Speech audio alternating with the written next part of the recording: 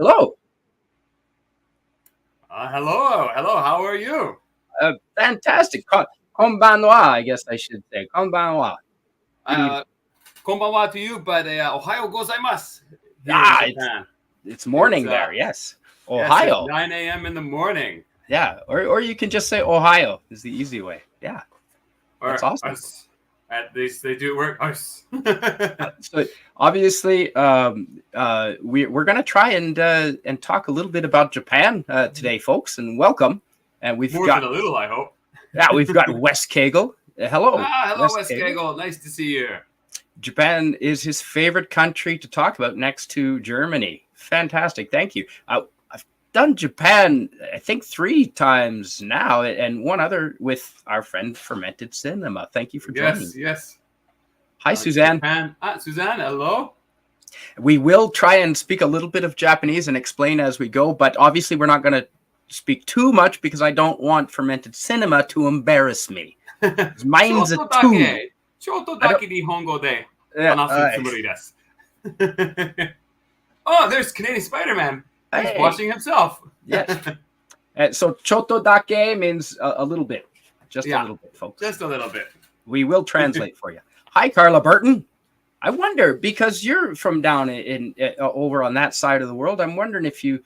I know a lot of the Australians get the choice of speaking Japanese when they're in school, of learning Japanese. I wonder if it's the same for New Zealanders. Interesting. The Kiwis, yeah. Yeah. Alice Doors, Queen Emma. Hello and welcome. Hi. Let's talk about Japan. And our friend Eugene Bird. Do you mind reading this from our friend Eugene? All right, Eugene Bird. Let's see.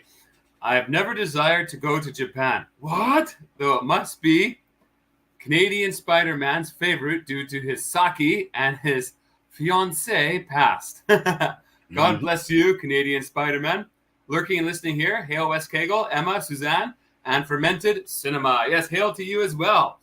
Good to have you here, Eugene Burton. And yeah, actually, I was fascinated with Japan before I met my ex. I met her after having lived in Japan, oddly enough. But it is fascinating. The sake is a big thing. And before we get started too far, I just want to show everyone. I picked up these articles in Japan, some fashion, while I was there. And now you might know this is a very traditional summertime outfit for the men. And I'm sure it has a name. It's the yukata. Yukata. Oh, it's the same for women's as men's. Okay. Yeah. And you see how it's ventilated in here. Yes. That's so on purpose. You can stink out the train after the fireworks festival. Yeah, and then you've got the same thing, and it's just very light. It's a very quick drying material. It's got a pocket here, and it's got the stitching up the side. Hopefully you can see that. Yeah, it's just wonderful, and it's so light, and I think it's made of cotton. And then of course I've got a Japanese friend of mine, Ogura-chan. She bought me Japanese house coat. Man. That's Love beautiful. It's so thick. That's nice. It's got winter padding, and it's got the I don't know if you can see it, but it's got samurai dudes on there. Oh yeah. You know, very upside down, right side up. Yeah, it's got the samurai. So yeah, I love Japan. Love talking about Japan. Absolutely. And now currently, one of us is in Japan. That's me right here. Yes. And why so I'm joining you live via satellite. We are very happy and fortunate to have you, someone live coming to us from Japan with us right now. And well, here's a map of Japan. On, of course, the obligatory T-shirt. Yep. I'm on the smallest main island, the one that's kind of on the bottom. I guess would be camera left. Right above the A in Japan. Yeah. Yeah.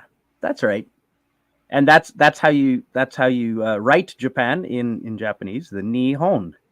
Yeah, Nihon, which means ni means like sun or day, and hon actually means book, and we're going to get into that later on. We're going to do a little kanji test here. Yeah, well, I've got one book. This is my Lonely Planet book from Japan that I actually had while I was in Japan, and I've opened it up to the Osaka page. Yeah, we're going to focus on Osaka today. Probably my favorite big city in the world. Yeah, it's in my top 5 for sure. Absolutely. And the other books you can get now. Anyone that wants to learn how to write and read Japanese is one way to learn the kanji from it. And it's 250 essential Japanese kanji. But how many are there? There's like 2,000 in order to be able to read a newspaper. Isn't it? Yes. If you want to be base fluency, you need about 2,000. But if you want to be like, that's what I was always told. Now this is one of my. Now this is not ramen. That's right. This first little bit is ramen. $5 for ramen. Yeah, that's the price down there, folks. That's the money down there. But this is ramen. The top ones are actually katakana. Yes, not kanji at all. Yeah, yes. But you find them in the same sentence. You'll find hiragana, katakana, and kanji. Hiragana. So if you can't read all three, essentially in Japanese, you got 2 phonetical alphabets. You have hiragana, which is like native words. Then you got katakana. It's all the same sounds. Both hiragana and katakana are the same sounds, but they have a different alphabet. And the katakana is for foreign words or loan words. That's racist. I know. That's why you'll get like sarada, like salad, is in katakana. But like kuruma, which is car, will be in hiragana if you don't use the kanji. But this sometimes does slip. There are some loan words that are so embedded in Japanese now that they use hiragana. Oh, was that William Shakespeare? Yeah, it is. I was just going to say hello to William Shakespeare. Hello. Incoming message from Beavis and Butthead who say, Fermented Cinema, it's about time. Nice. All right, William Shakespeare, great to see you. Good to have you here. Awesome in the chat. So really, what are the... talk to. And we've got Tiger Stripes. Hello. Tiger Stripes, yes, base fluency. Yeah, 2,000 kanji is base reading fluency. That's like... if you want to read like a YA novel, like in English, that'd be like the equivalent, right? That type of vocabulary. If you want to, and newspapers, if you want to be like a university student, then you got to get yourself up to like 4,000. Yeah, I was going to say, I've heard 8,000. I think some of the people I was with, that was their goal to hit 8,000. I think I'm up to about 200, and 100 of those are numerals. Yes. I know that the chicken, fish, beef, those the pork, those are the important ones. Alcohol, menu ones, yes. Yep. Man, but 8,000 kanji is like if you want to be like a real scholar. That's like now you're becoming a language scholar. 10,000 is like you are master. You are right. Like you don't.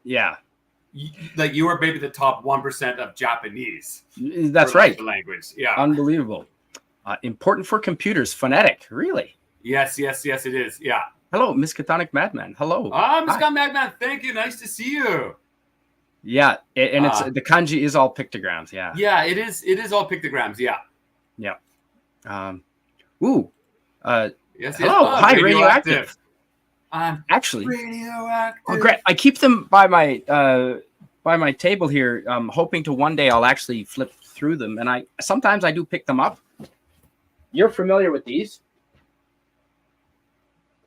Oh, what do we got? If he brings out some katanas,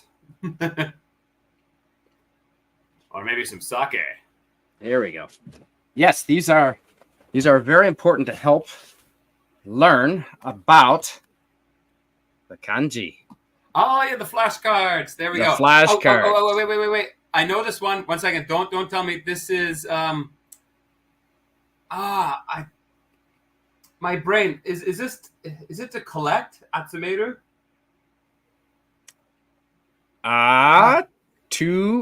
What if I told you the name of it? Would that help? Yeah. My brain's farting right now. Damn it. Ketsu. Oh my god, this is so annoying. I know this kanji and I even write it and use it, but now Kettai? I got the stage fright. I'm so embarrassed. It's wait. Just give me one more moment. Just do it. Just do it. Yeah, decision. Kimeru. Kimeru. So kimeru, kimaru. Yeah. Yes, that's right. Yes. Kimaru. So yeah, and what Okay, is ketsu? That is the most kanjis have 2 or 3 different ways to read. They do. One is ki, the other is ketsu. I think ketsu will be often used when it is like the second kanji in like a combined word. Wait, because of course, when you put it with others, it completely changes. Because why friggin' wouldn't it? Let's make it more difficult. Yeah. So anyway, I've got all of these. I've got hundreds of these. Oh, there we go. Yeah. You know, nice. This one. You might know this one.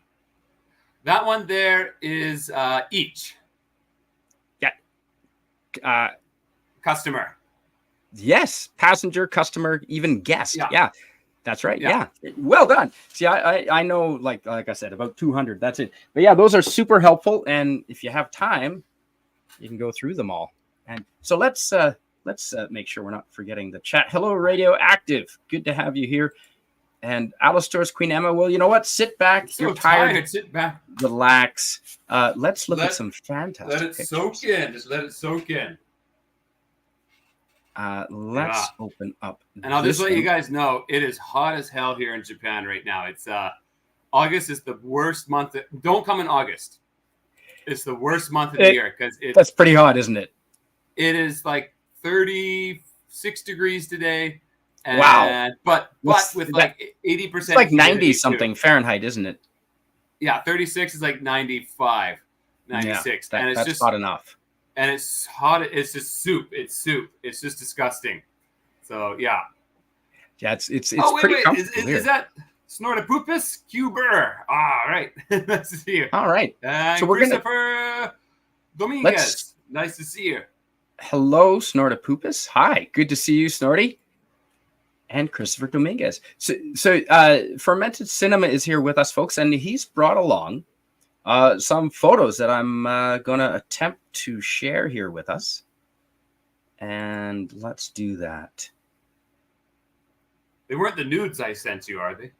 No, that's a separate file. I've got those tucked away. Yeah, separate thing altogether. That. All right. Yes. Let's get down straight to the nightlife. Yes. This is in Osaka. And that is Asahi Super Dry. Beer. Asahi Super Dry Biru.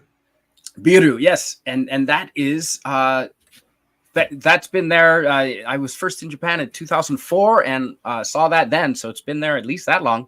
That billboard, yeah, my first time in Japan was 2003, and that billboard is still there. So that's fantastic. But it's a great light display. It's awesome. That's one thing I love about Japan is they do not shy away on the nightlife lighting. Like when you come back to North American City, you're like, why is it so fucking dull at night here? Yep. Like, and dark. Oh, it's dark, like sensory overload yeah. sometimes there. And yeah, I love it. Love it. Oh yeah, there we go. There's so that's Dotonburi. And this is the river. Mm-hmm. Right, it goes right through Namba. This is a great party spot. Lots of really fun nightclubs. And you see, like, again, another way that I love how, like, Japan does the nightlife is, like, each one of these buildings will have, like, 10 to 15 different clubs and bars in it. Right. At different levels. And they've each got their signs for them advertising there. Yeah. And each of them will be, like, a different feel. Some are just, like, a watering hole. Some different are, like, clientele. Different clientele. Some are for the old. Some are for the young. Some are super trendy. Yep. Some are wink, wink, nudge, nudge. And Osaka is popular with people from other parts of Japan. So there's also tourists from all over Japan there also as tourists along with you. So that's kind of cool. And it's interesting because Osaka in Japan is also known as being kind of the most laid back part of Japan. As opposed to Tokyo, they're a little looser. It's where a lot of the Japanese comedians come from. Yeah, they're a little more crude. It's like Vancouver compared to Toronto. Yeah, exactly. Where Tokyo's the kind of the cold spot. It's where it's all business. Yeah, that's right. And they even go up the escalators on opposite sides of just to differentiate themselves from each other. From the rest of Japan, just this one city. goes right. on the other side. It's like whatever. Yeah. It's just Why like, not? Why not? I honestly think Okay. they do that just to fuck around with the rest of the Of Japanese. course they do. Yeah, of course they do. Yeah. Now, what are we? Ooh, is that All right. takoyaki? I see maybe takoyaki down there at the bottom. No. This is interesting. That kanji there, the top part that is kind of looks like a hat. The that red means the red one. So it Yeah, kind of looks like a hat. It's 3 strokes. That means plant. And the Plant. bottom kanji, the rest of it means fun. So here, plant, down here. Yeah. So that's plant. Yeah. Up top And here, the yes, rest- plant. Or it almost looks. That's how grass spreads along. Yeah. Grass is also grass plant. Yeah. Yes. Kusa. And then the bottom part means fun. Fun. I should know or that. relax. One. Okay. And and together that means drugs. Oh, So fun it's a drugstore. Fun with things that come from nature. But of course, that'd be Fun drugs. and relaxed with grass. So, Yes. so that's the That's that means awesome. medicine. And you can see the Of girl course. there. She's advertising something. And Yes. that's one thing you'll still get a lot of in Japan is they still sex sells in Japan. It and does. There's still cute. There's cute, good looking. They still know the difference between someone who has it and who doesn't. Mhm. Good looking, cute girls will be in front of many shops to get Yes. customers to come in. And it works. Otherwise, they wouldn't. it works. And so, just to touch on what we were talking about earlier, the red, folks who are not familiar with the Japanese language, the red is the kanji, the pictographs, and the blue is one of the phonetic languages. That's katakana right now. This is katakana. daiko. Yeah, and hiragana looks similar, but I would say more curved, more rounded, whereas Yes, katakana always seemed more angular to me. Hiragana's hiragana is more of a curved, flowing motion. Mhm. Where Flowing. katakana is very sharp and has lots of right angles. Yes, yeah. So this is daiko. So daiko. It's just a pharmacy. And this was funny is in Osaka, there's so many pharmacies, and the reason for that is because Chinese tourists, the Chinese don't trust their own medicine, their own companies. Oh, So they have like literally over the counter pharmacy tours. So they'll come on entire plane loads of Chinese will come to Japan just to shop at the pharmacy and to load up on medicine they trust. I you know what? That's a big problem in China. I'm not surprised. It's hard to know what's real and what's not over there. Yeah. So Grass entertaining mowing. Yes, that's exactly it. Yes. Entertaining mowing. The Chinese don't even trust their own quality control. No, they should not. Ooh, what's going on here? Oh, this is What an did you old guys picture. drink? This is from about this is maybe about 8 years ago with my friends. So just some fellow gaijin, some fellow foreigner friends. I'm the one in the back there. Yeah, This is our boy band picture. I'm obviously the sensitive one. Yes, of course. Awesome. And that's rated downtown Osaka. Right. All right, we got a story time. All right, break story time. All right. Yeah, perfect. Yes, radioactive. China and quality don't mix. No, they do not. Yes. Yeah. Yes, that's right. William Shakespeare. It's 9:20 in the morning right now. Yes, this is one of the few days I actually have off in the summer, so I can do it. And actually, William Shakespeare, he's going to be on my channel, not this weekend, but next weekend, and we're going to be talking about What About Bob, the great comedy. I love that comedy. I'm sailing. Yes. Yeah. That's awesome. Yes, look at me. I'm sailing. That's extra. So, yeah. Extra. You guys, hopefully you tune in for that. But back to this story. So this picture was taken before things went nuts this night. Okay. So this night starts out, we're staying in Airbnb, like right in downtown Osaka, only about a half-hour walk away from Namba. And affordable.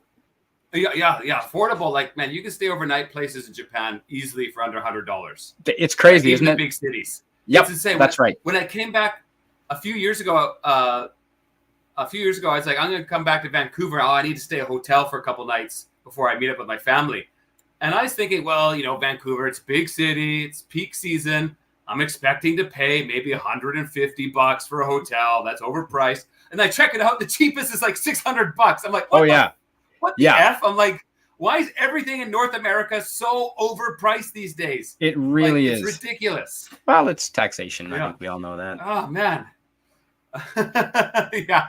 I'm trying to distance myself a little there, William. But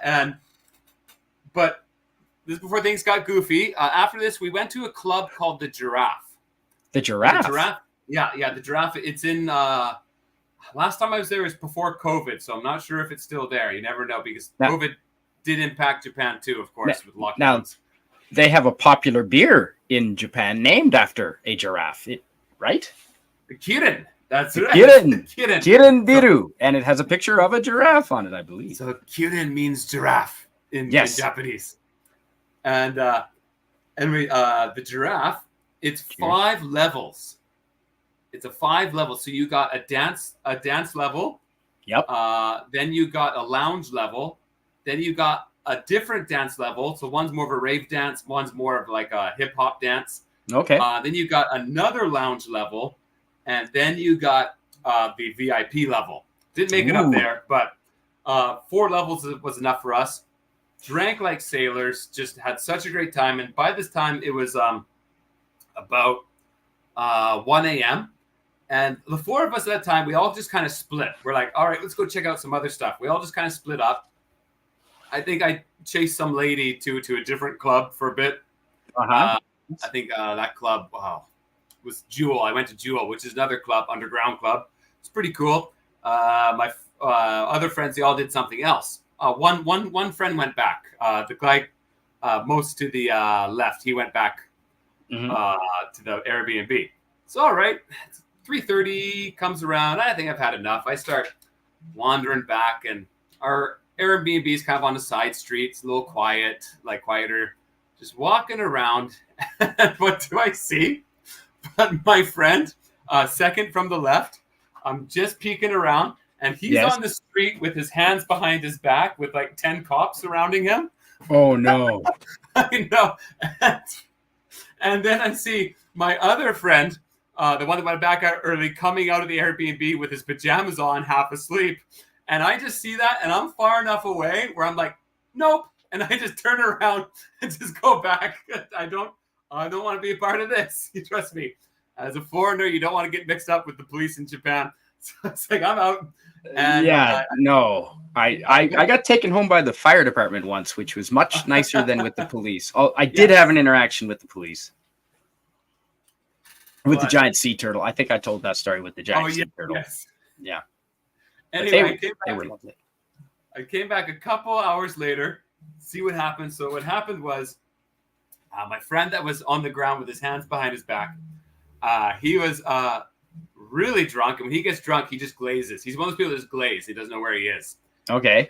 And he went to the wrong building thinking it was our Airbnb. Oh, no. It was the next building beside it. And he kept buzzing our number on the wrong building because he thought it was our friend playing a joke and not letting him in. And he started yelling on the intercom. And he woke the guy up, of course, that lived there. And he wouldn't leave him alone for like 20 minutes. So the guy called the cops, and the cops came. And the funny thing is, my friend's from New York. Yes. He's had interactions with cops before, so his natural reaction was just to go on the street and put his hands behind his back. Oh my God, that's funny. In the end, the cops didn't arrest him. They took him up to the Airbnb. Luckily, there was no charges, nothing done. No, but that happens in Japan. That happens. But it was just the funniest thing, just to walk around the corner and see him be like, "Nope, I'm not part of this. I'm out. Gone. Yeah, nope. I'm out. Done. I'm turning around. I wasn't even there. Wow, that's funny. Well, it's good that they let him back in, and I'd be. Yeah. Wow. Yeah, he had another drunk run-in with the police too. Actually, after leaving my place, he went to. He was super drunk, and he said, "I'm going home a little early. He's going to catch the train." And about 3 hours later, we get a call from his wife, Japanese wife, of course. And she says he hasn't come home. We're like, what? He Uh-oh. left like 3 hours ago. That's an hour journey. Like, Yes. So he was in the drunk tank that night. Oh, but Because somehow this is how drunk, how glazed he gets. He mistook a highway overpass as the train station. oh dear. And he was waiting for the train on a highway overpass when the police picked up. It's got the stairs and okay. Yeah, Sure. All Wow. right. Sure. But he speaks the language at least, so that would help. Not really. Oh, okay. Yeah. No. Never mind. Yeah. That's okay.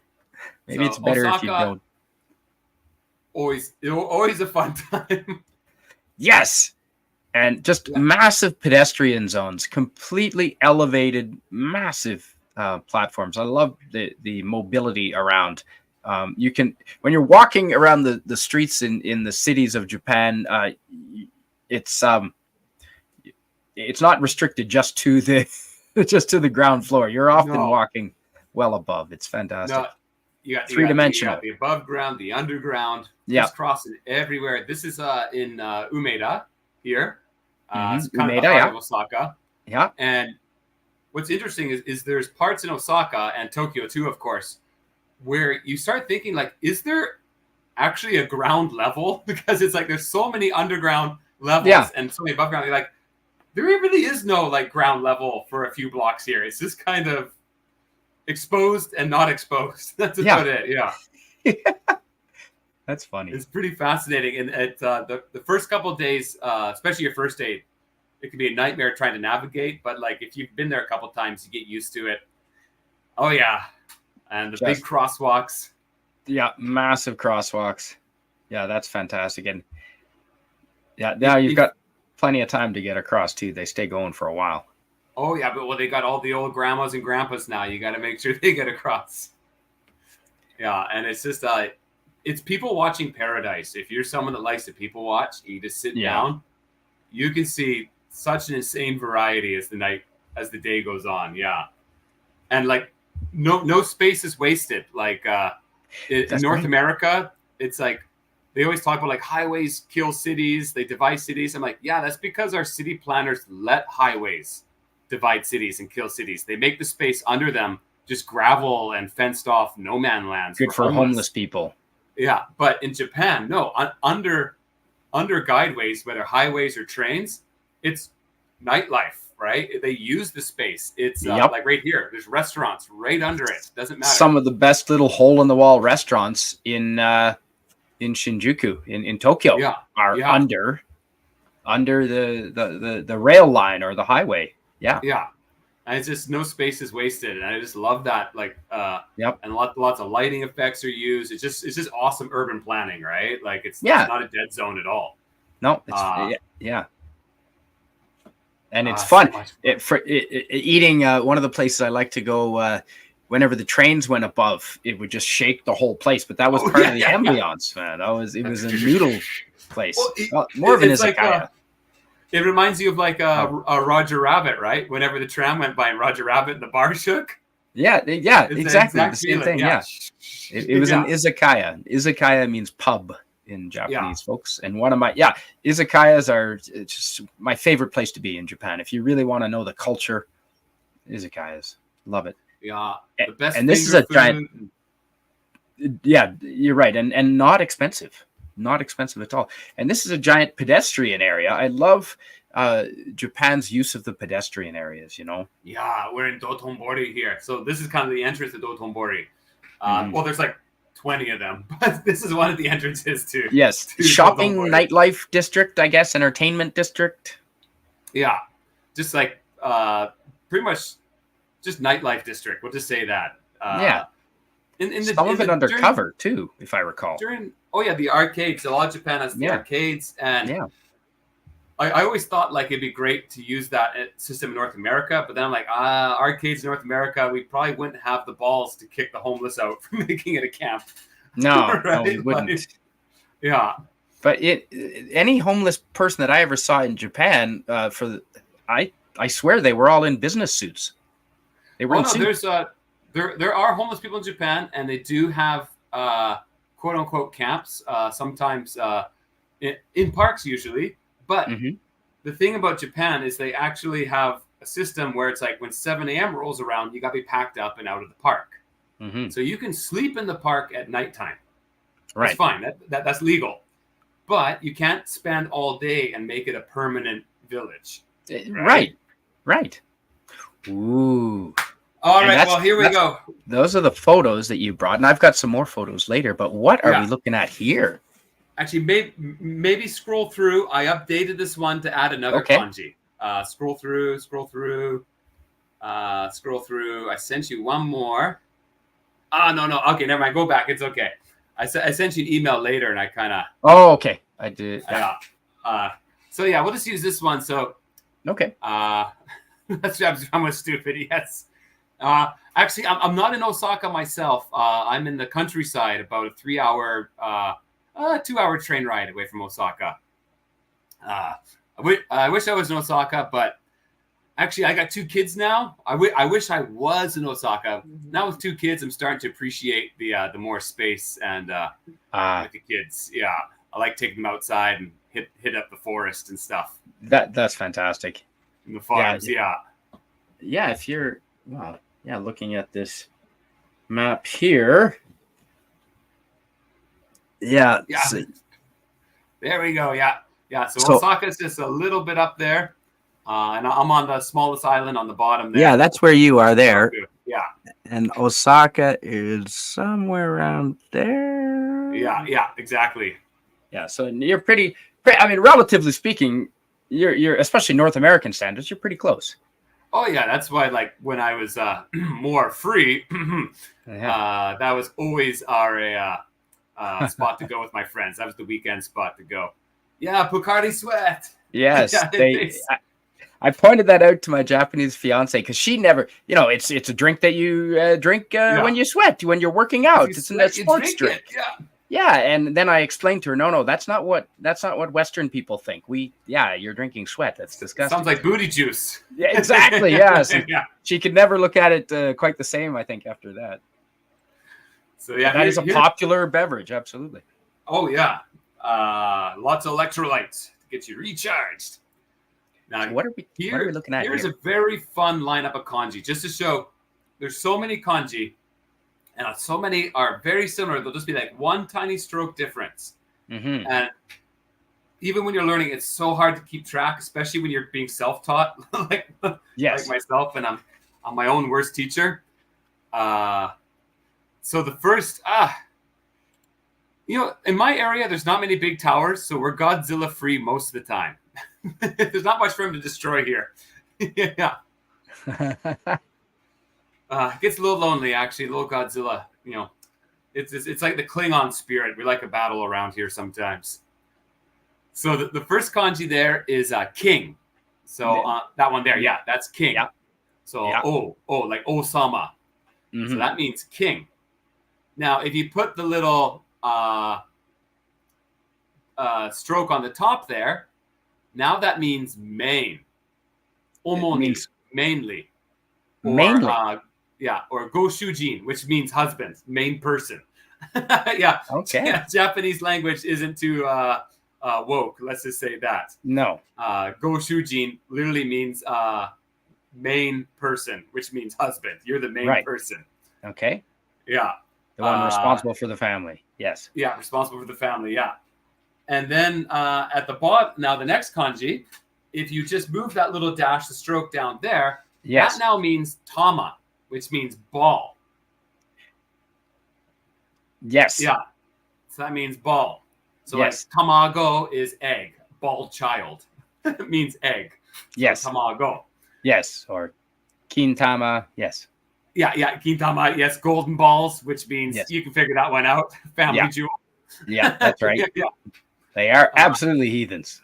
They are heathens. I tell you, Dark Helmet, they're heathens. And Dark Helmet, nice to see you. Hisashi Buri, long time. Hey, Dark Helmet, no kidding. Yeah, Hisashi Buri, yes. How is dating different in Japan? Yeah. Okay.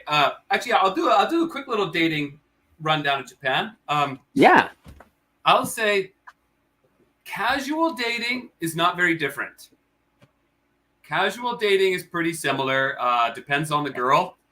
Sometimes you're lucky. You can score hole in one and sleep with someone that night if they're just looking for a fun time, especially in Osaka at the clubs. Other dating is like if they're a more serious person, you start with coffee and whatnot. Go out to Starbucks, get a coffee, then maybe do a hiking date or a museum date, or how you would. Just depends what they like, right? Maybe a beach date.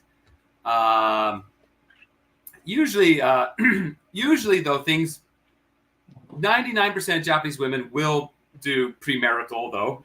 So again, very similar to North America. The difference is when you start getting the parents involved. Normally in Japanese culture, you do not meet the parents unless it's very serious. Meeting the parents essentially means you're going to get married. And you're kind of meeting them for approval. Usually, Japanese parents, Japan is definitely in this regard the most liberal Asian nation. Maybe Taiwan is similar. I know Korea is more conservative. China depends on what class the family is. But in Japan, usually parents will kind of rubber stamp whoever boyfriend or girlfriend someone brings. Only if there's something really, really, really wrong will they step in the way. Yeah. But I'd say it's pretty similar to North American values, where usually it's like, it's your life, you choose, unless there's like a huge issue to be had. Dark Helmet, you're busy working and trying to find another job. Aren't we all? Good luck. Too, yeah, me. I'm also. Yeah, you're right. Dang caps. I should have read that as yelling. Busy working, trying to find another job. And so,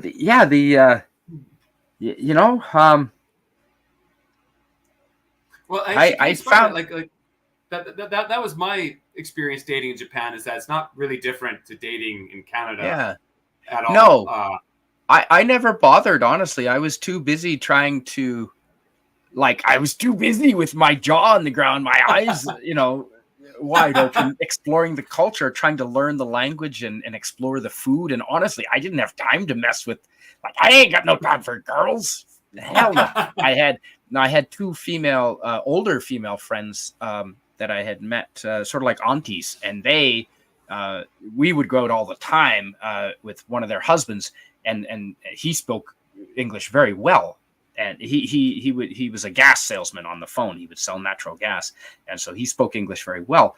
So the four of us would go all over the place, and so I had a great time with them. But no, I didn't have time for messing with dating. Just too busy, too much to explore and to see.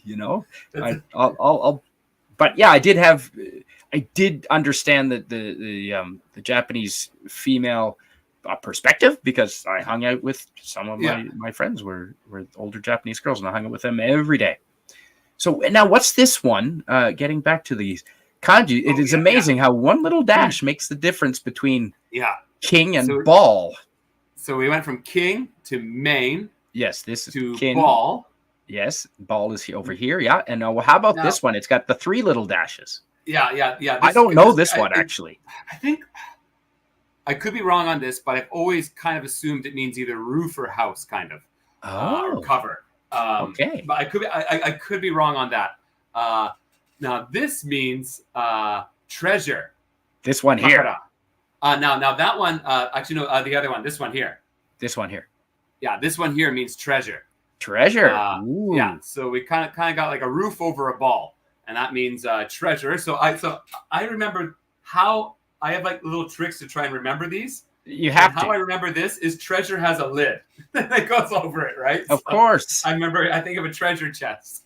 And you think it's like a gold ball or something. Yeah. That's awesome.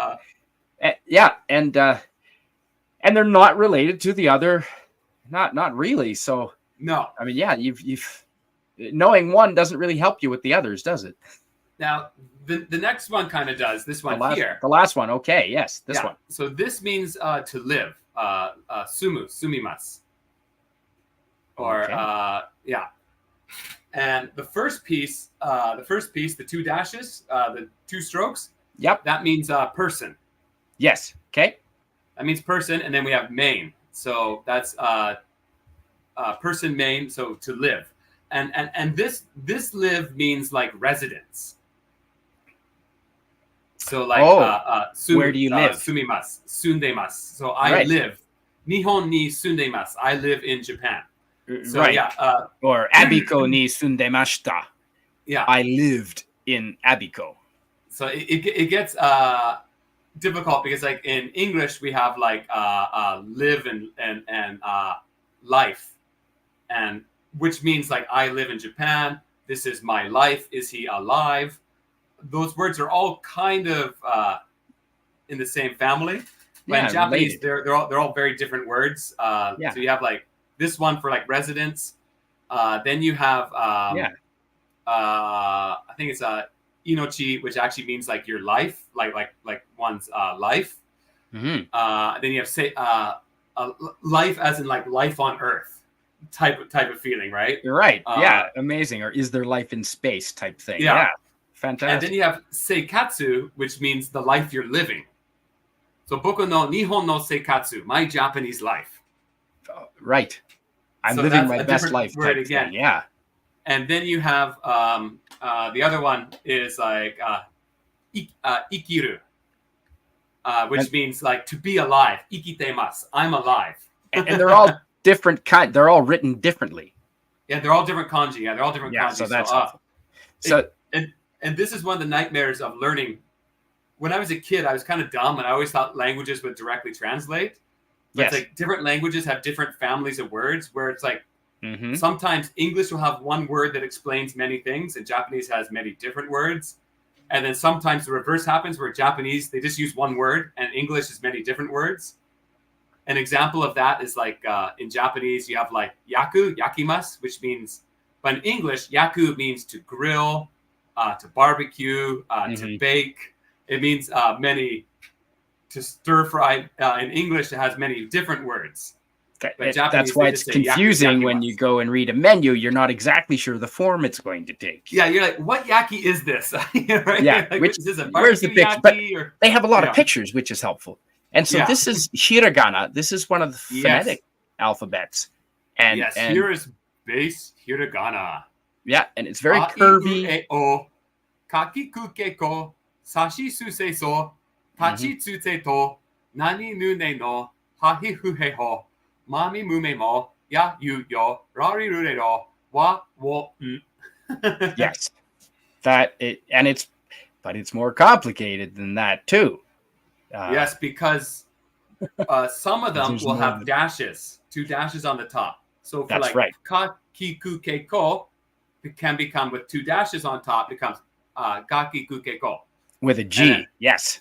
And they look the same, except there's a little quotation mark on one side that changes the K to G. Yeah. Sa su se so, not she, but sa su se so with a dash becomes Z. Za zu ze zo.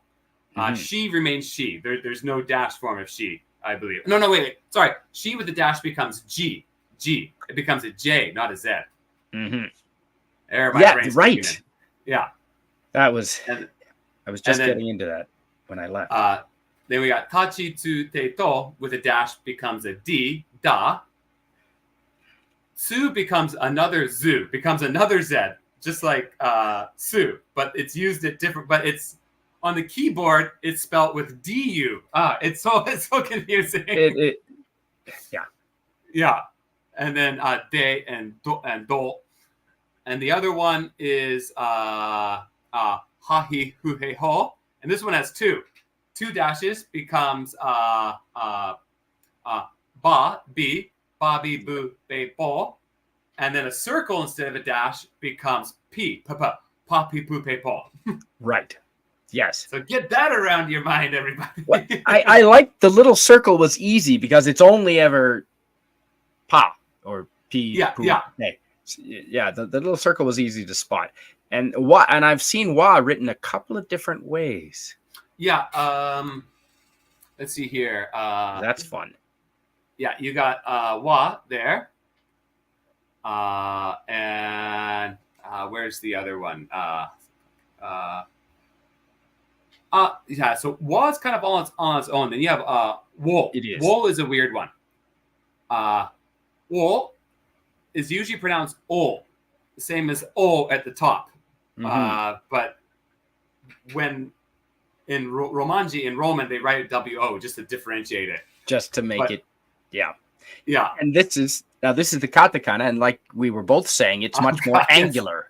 Yeah. All the same sounds, but reserved for foreign words. Yeah, here's the and katakana. Very angular shaped. Similar, some of them are similar shaped, but angular. I often find that Weebos learn katakana first. And if you don't know, everyone here must know what the term Weebo is, right? I don't actually. Okay, Weebo is like Japanese slang for manga and anime nerds, for foreigners. I'm not into the manga or the anime. That's why. Okay. Yeah. So you definitely see lots of Weebos come to Japan. It's like some may see it as like a bad term, but it's kind of more of an endearing term, in my opinion. It's not as bad as gaijin. Okay. No. Here's excellent. All right, this is another rundown of how kanji is so much fun. Mm-hmm. So go to the top one. There we go. That one there is tree, ki. Yes. And then if you put person beside tree, it becomes yasumi, which means relax, rest, vacation. Mm-hmm. Oyasumi nasai. Oyasumi nasai. So remember that. Who doesn't like to rest up against a tree and smoke a pipe like Tolkien? That's not the symbol I recognize as person. Yeah, well, this is because person is 2 strokes, right? 1, yes, 2. That's right. That's the one I'm used to. It's smushed here. So when it becomes part of another kanji, it's like kind of smushed. Oh, so that's the same damn one, but they change it when they put it with another one. Yeah. That would have made my life so much easier had I known that.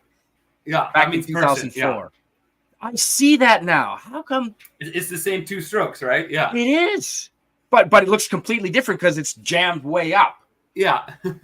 But I see that now. Albeit that is person. Okay, and when you put it with tree, it becomes person leaning up against the tree, relaxing. Yeah. Okay. Someone relaxing. And this one down here is possibly my favorite kanji. Yeah, this is book. Yes. Hon. Hon. Yeah. Yep.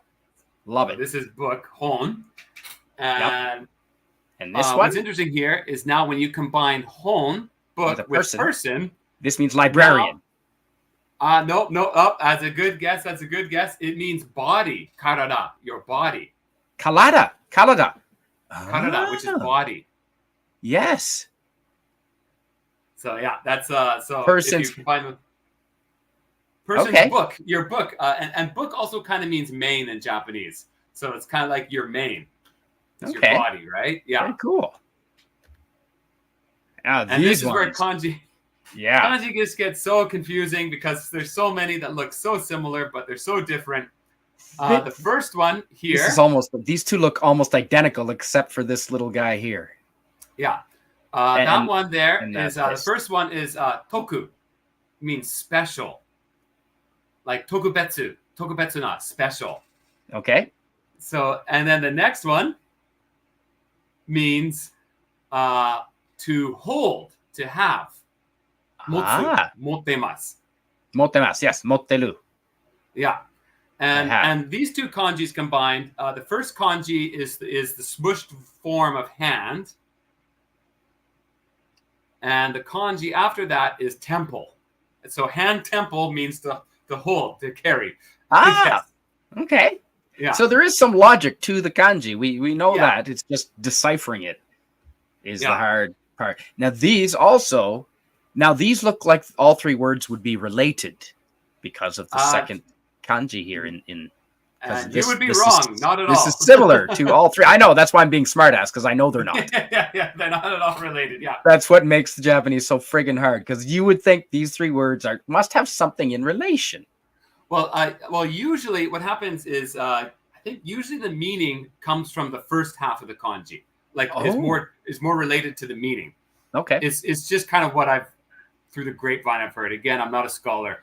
I could be wrong, but it's kind of the relationship I've seen more often than not.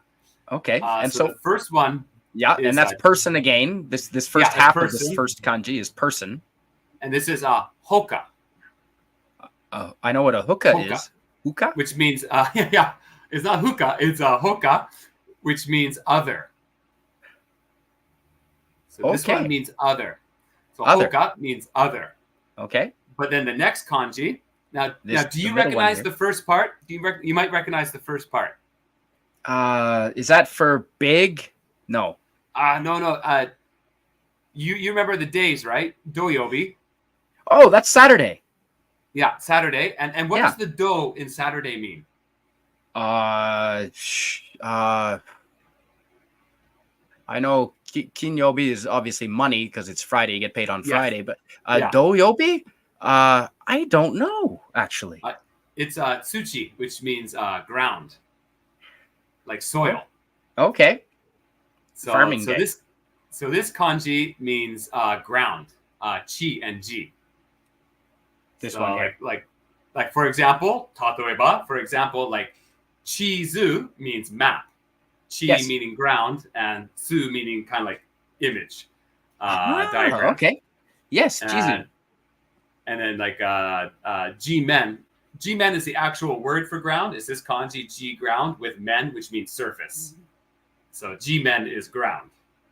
Okay. So this one, the whole thing together is ground. The whole thing together means ground. And then chika. And the first one was other, so that's ground. This one, okay, yeah. So chika tetsu means subway, which means ground under iron. Ground under iron. This first kanji is iron. No. I'm talking about the last one. If you combine it with other words. So this one, this last one here. Yes. This means. Do you recognize the first part of this one? I do, but I can't remember. I've seen it many times. I can't recall. Well, it's part of sake, right? Now. Look for sake kanji. You'll see it on the start. That's actually a brand. That label there. That is. Yeah. If you can find the sake kanji, it's like you must remember reading it on the signs. It's very important in Japan to find the liquor store. You're darn right. Yeah, it is. Yes, I do have. I've got. Yeah, I actually decided to bring out my sake. Oh, nice. Yeah, so I do have this with me. Okay, let's see what this is. Homare. Oh, yeah, I think sake is the bottom kanji there on the. So you got your finger. Yes, there it is. There's sake. Yeah, you can see it right there, and you see that's the same strokes. Yep, I do. Yep. So what that is that's the mushed version of water. Yeah. Oh. Yeah. Mizu. Yeah, that's the mushed version of water. Mizu. I'll be damned. Yeah. Huh. And that. All right. And together that means ike, which is pond. Pond. Pond. Ike. Okay. Now I know. Mizumi means lake. Yeah, Mizumi is lake. Yeah. Mizugi is my bathing suit. Yes, Mizugi is your bathing suit. Yep. So what is pond? Ike. Just Ike. no Mizu in there at all. Of course not. No, just Ike, because why not? Let's just make it. Not to be confused with Ika, which is squid. Yes. Don't confuse with Ika, which is squid. Yeah. Okay, that's or lovely. Iku, which is go. Yes, Iku. Well, you know what? That's a different. Oh yes. Yeah, that's a different. Maybe if Eugene that's your Bird is still listening, expression. Eugene, are you guys still there? Hopefully, you guys are listening. This is important, Japan. During a certain activity in English, when you reach a very fun activity, when you reach the peak, you usually like to say that you are coming to. Yes, you are coming to. But in Japanese, apparently they are going. Yes, which means iku. So when they reach that climax, that point in a relationship, it doesn't mean they're leaving. It just means you are doing a very good job. They're probably not leaving after that. As a matter, they're more inclined to stay after that. Actually, yes. Okay. So that is little good to know. Language lesson there. Yes. Okay. Now this I recognize some of these, but please go ahead. All right. Well, first one. This is one I think maybe some people probably know. If anyone, hopefully someone's in the chat. If they know, please answer now. Let's give the chat 20 seconds. Does anyone watching right now know the first kanji here? I've seen these other two, but I couldn't tell you what they are. And if anyone was watching, I just put, and you know what, I'm gonna make myself big here. So right. These are the sake set that I got in Japan. There you go. Nice. Yeah, there you go. You can see sake clearly written on the cup there. Yes. Yeah. And so I did a faux pas. I poured this myself. You don't do that in Japan. No, although this is water. Pour for others. This is water. Actually, Kiban 6 is guessing tree. That's a good guess, Kiban. Actually, very good guess. It's not too different. We're going to show tree later. And we got Dadman Walking 55. Dadman Walking 55. Oh, hey, Dadman. Do you know the first kanji there? Hello. And nice to see you. Hisashi Buri. And Kiban 6, always nice to see you too. Welcome, Kiban. Hey, Dadman Walking. Hello. So, you're not supposed to pour your own sake because it's basically a self-admission of being an alcoholic, is my understanding. It's also said that only poor men pour their own sake. So that's why normally I would have someone pour it for. And your job, if you're sitting beside me, your job is to make sure my cup doesn't go empty. You never ever let your friends or your boss or even your underlings, you don't let anyone's drink go empty. That's very bad manners. Yes, very true. And that's a cultural aspect I want to bring back to Canada. I think we should. I love that. Okay, so and Dadman Walking 55 is back. Dadman, I just got to say, it's great to see you again. I just realized I used to get notifications of Dadman Walking 55 streams all the time, and I haven't seen him for like a month and a half. He was streaming last night, so maybe they've unsubbed. Maybe, damn it, maybe, YouTube's done that to me a few people before. Suddenly, I just get unsubbed or like the bell's taken off. Yeah, I gotta check that. Okay, thank you for reminding me, Dadman Walking 55 showing up. This first one is. So Kivan 6 was close, asking tree. This one actually means big. Die. Die.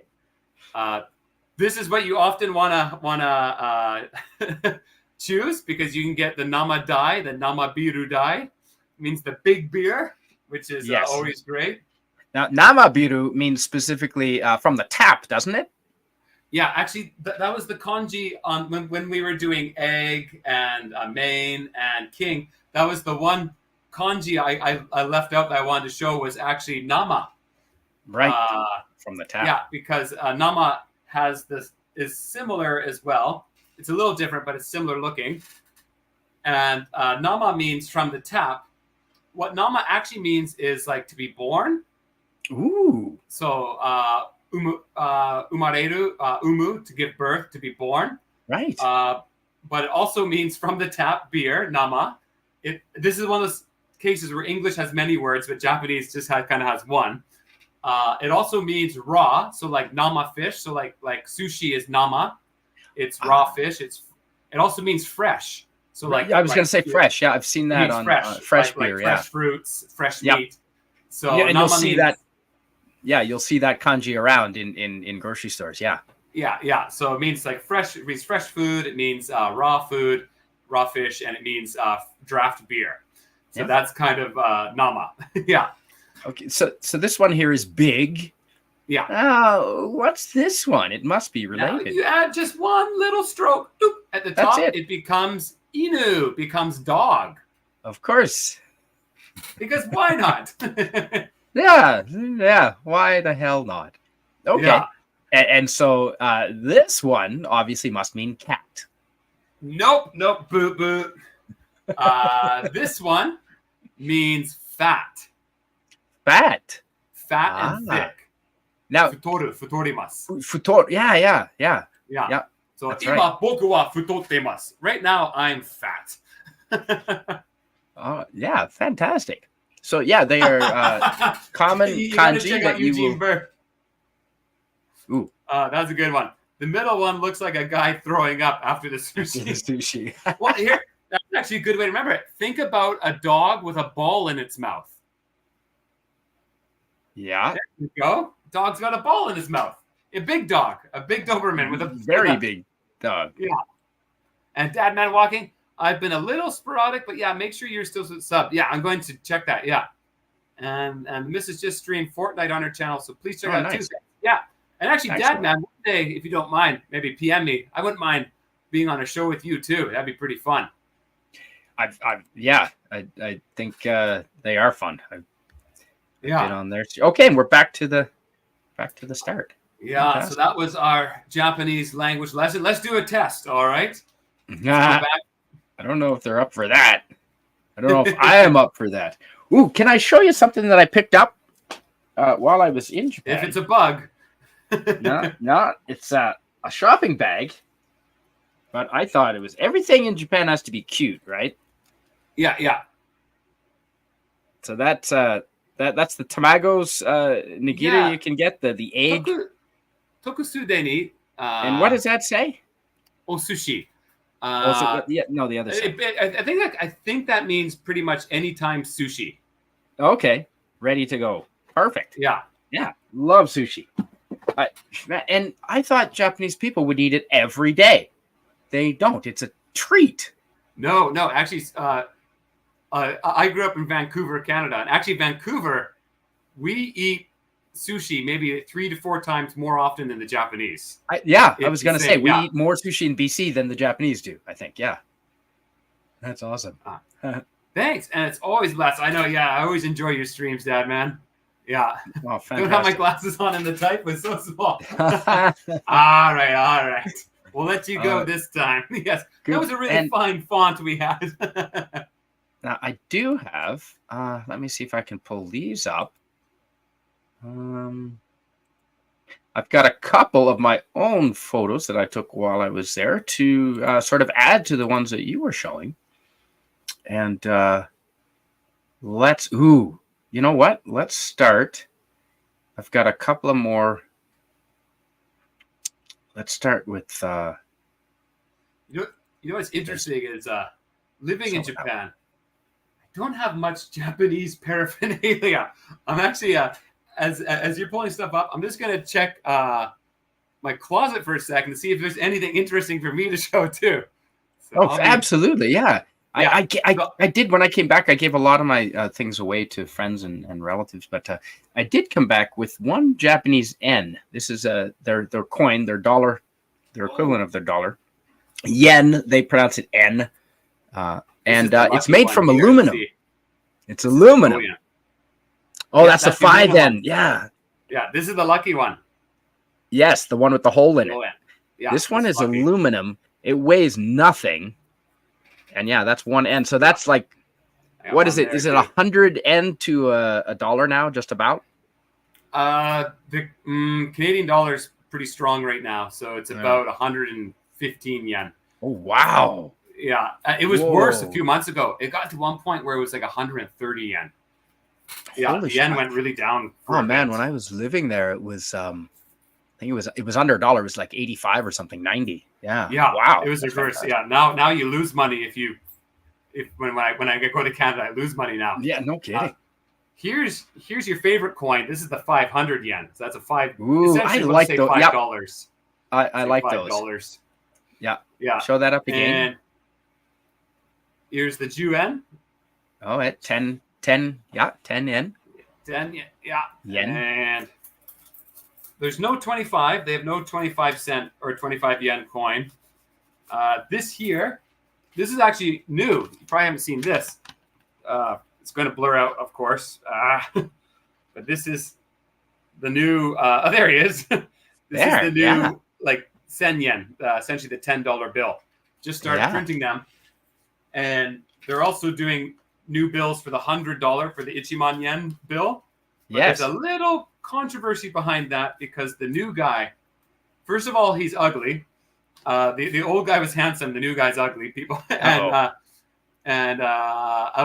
for the sen yen, but for the Ichiman yen, he hated foreigners. The guy that's on the Ichiman yen hated foreigners. Oh, right. So, the new guy.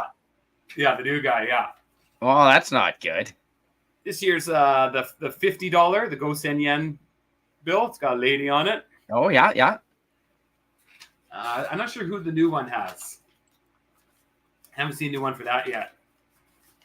Here. I'll give you a comparison of the old Sen Yen. So, or no, the new one. So here's the new one again.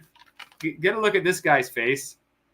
He's a futotemasu. We were learning the kanji for fat. He's a little portly. Futotemasu. He is, well fed. But here's the old guy. Look at this guy. Look at this handsome dude. Oh, look at that head of hair, huh? Yeah. Oh my God! Look at that! What have they done to the money? That's awesome. Oh, now, Dadman Walking says, check out American football.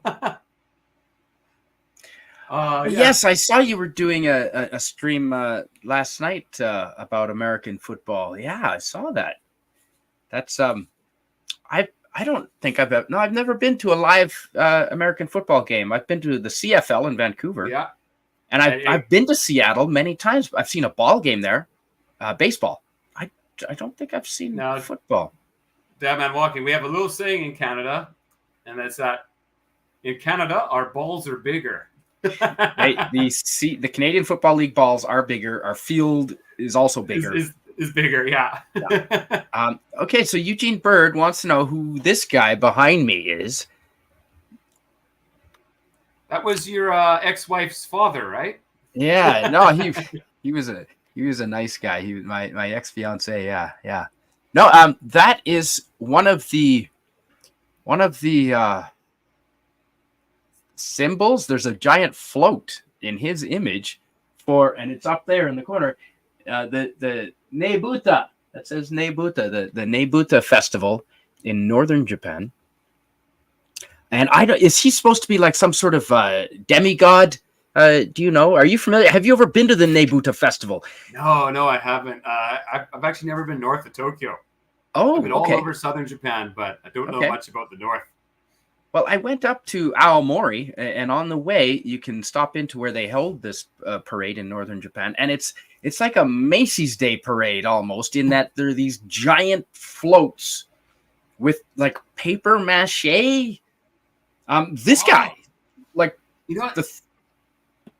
Go ahead. I was just talking to one of my clients, like literally the other day was talking about it, and it looks spectacular. Yeah, unbelievable. Yeah. They're lit up. Like, I think they're made all from the washi, the handmade paper and wood, and they're lit up from inside, and they're giant floats. And this guy is 3D. You can see him, and even the horns off his helmet are like 3D and like full on glowing, and it's all illuminated. And they do a parade through lots of festivities, and it's once a year. And I never got a chance to go see it, but during the parade. But they store all of these things in warehouses in a shrine, in a temple area, and you can go visit the shrine temple, and you can see these things from behind screens where they store them until the parade. And they're massive, they're huge, and I did get a chance to go under one and actually see it up in person. And so he's most likely a demigod or an ancient samurai type. But these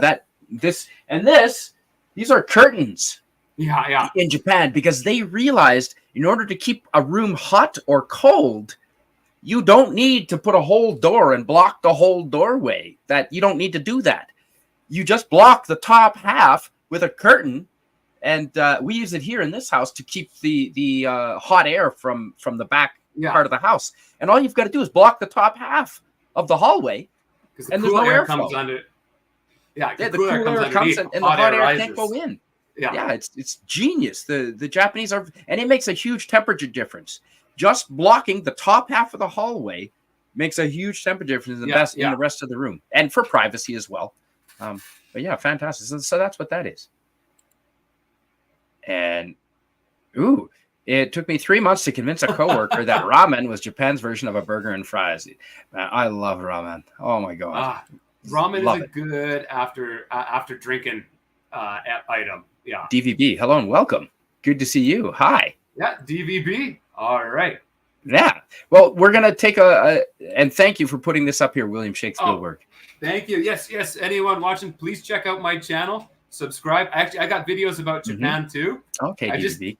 I just did one because where I'm in the countryside, there's a lot of it's depopulating and there's lots of abandoned areas. So I remade the opening of 28 Days Later, but Japanese version.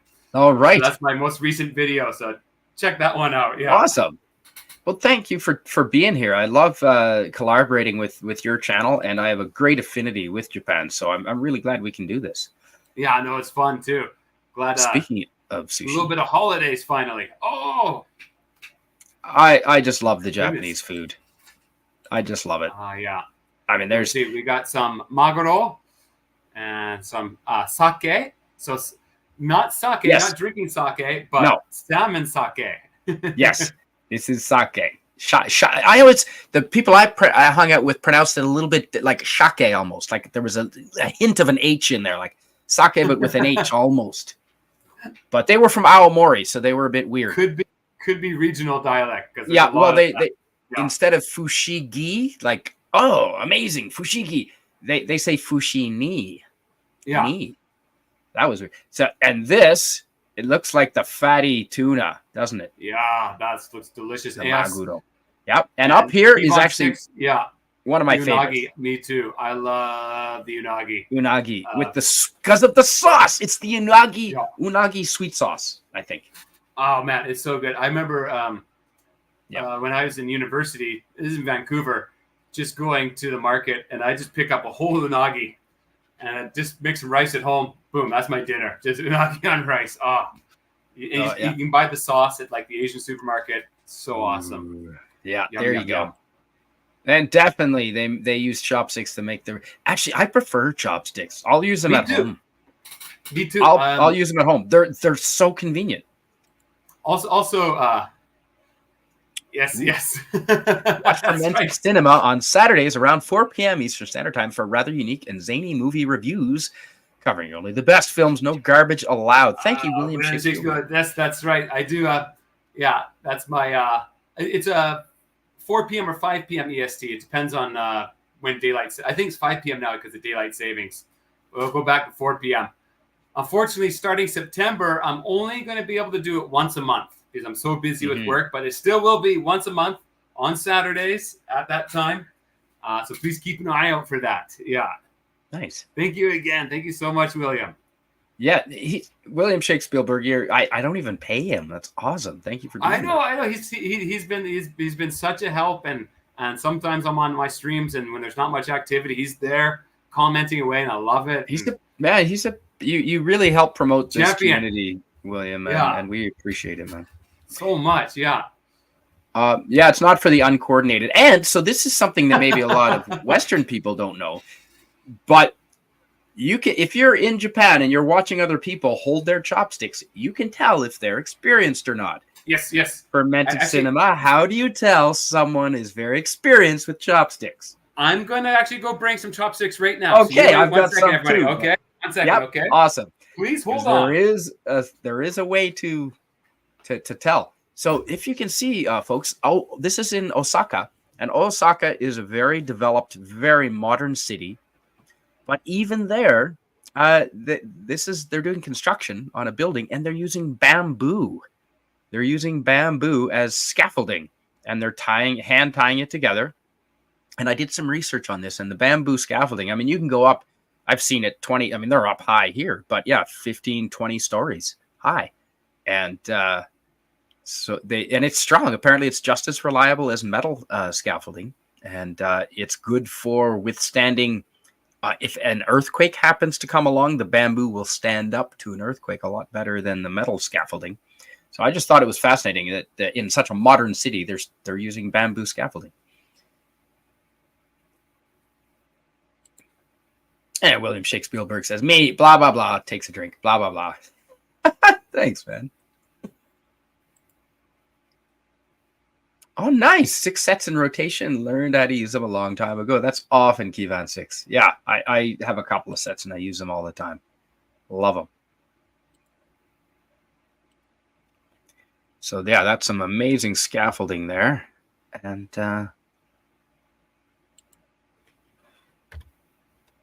here's some more. Oh, man. This is more sushi. This is a restaurant display, so you can see exactly what you're getting. But this is actually plastic. This is very expensive to have this kind of plastic food made.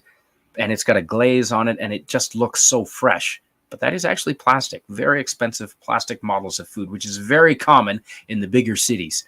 You will have an entire display case out front of the restaurant with all the plastic versions of the food, but it doesn't look plastic. It looks very appetizing. They spend a lot of money on that. And yes, Kivan 6, you're right. Never stick your chopsticks vertically in white rice. Yes.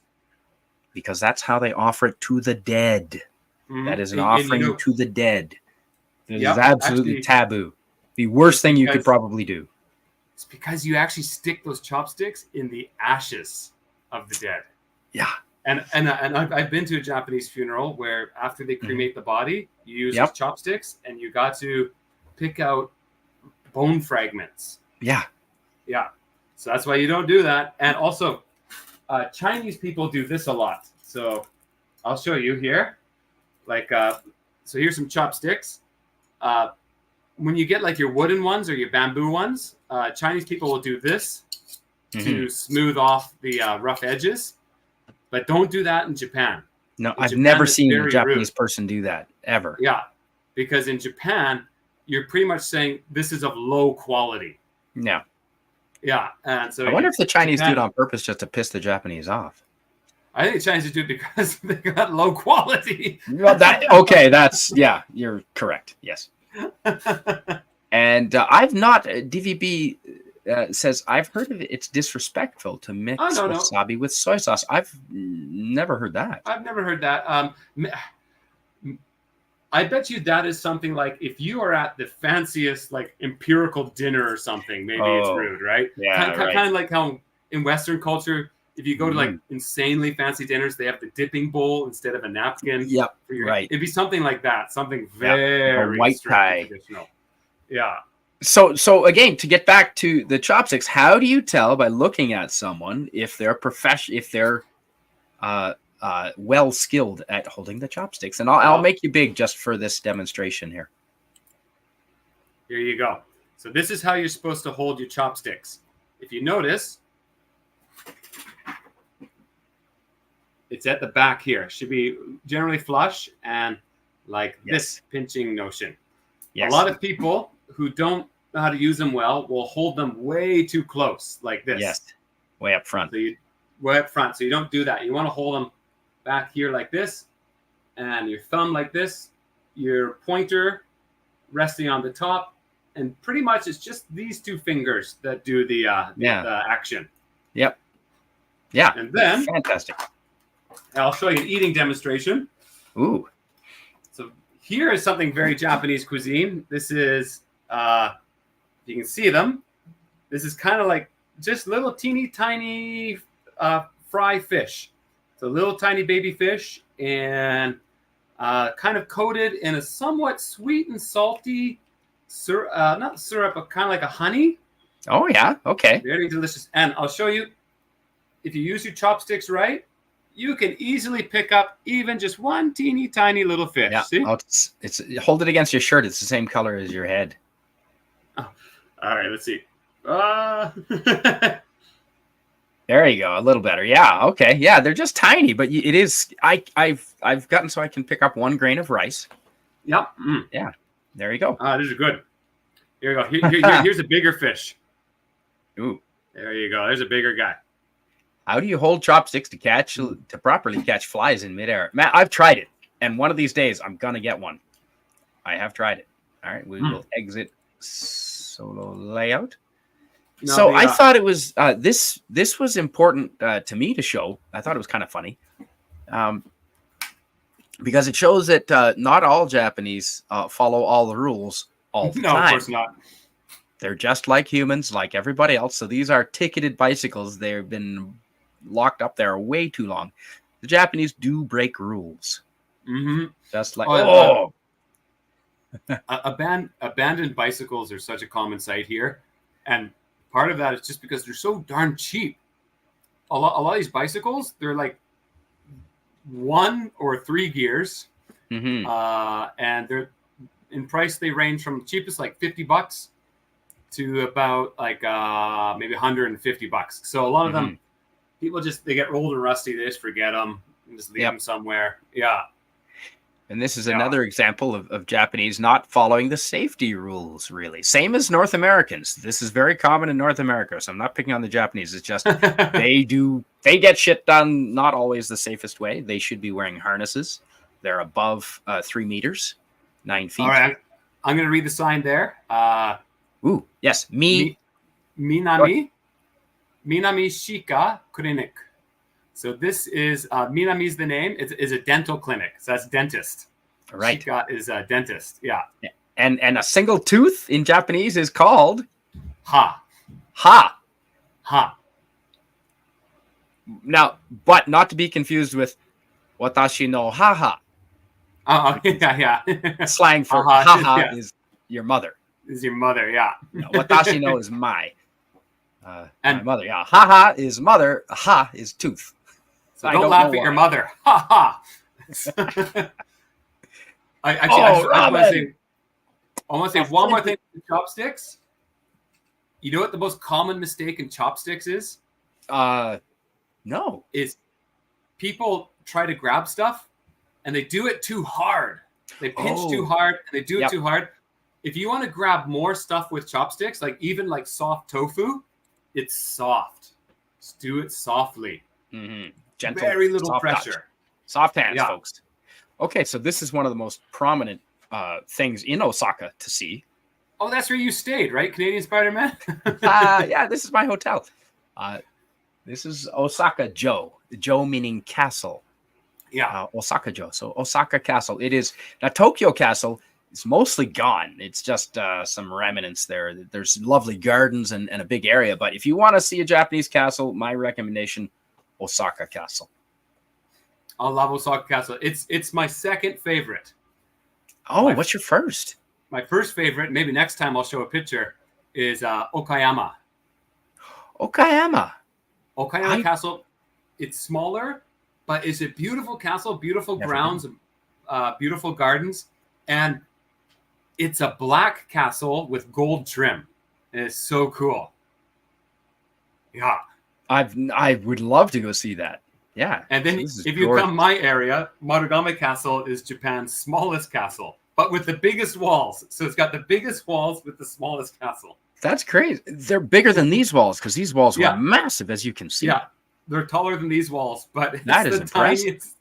It's like a little track house on top of this giant system of walls. It's hilarious. It probably has never been defeated. It pretty much, yeah. So yeah, and this was Osaka in the fall, and with the Japanese maples turning color there, and just gorgeous in the fall, folks. I highly recommend Osaka Castle in the fall. Yes. Again, I'm gonna second this. If you want to come to Japan, please come. Best months are October and November because it's still warm. October especially, you can even have some hot days. And it's just the most beautiful, comfortable time to be here. Spring is also nice, but be careful for allergies. Yeah, allergies is a big thing. Yeah, absolutely.